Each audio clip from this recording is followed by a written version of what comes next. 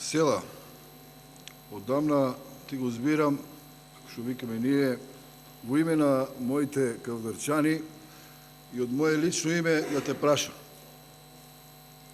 Дали тоа што ти паѓа коста на очите те прави да бидеш многу умен како што си убав и не престануваш постојано да негираш по национална линија, национални провокации, вреđење на народ, вреđење на држава, вреđење на нас пратеници.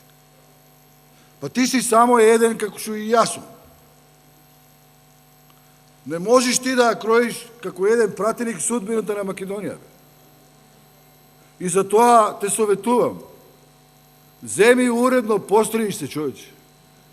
Да не ти паѓа коста на очите, да не бидиш многу паметен, за тоа што ако очиме сите така да не спостижиме, че имаме многу умни луѓе.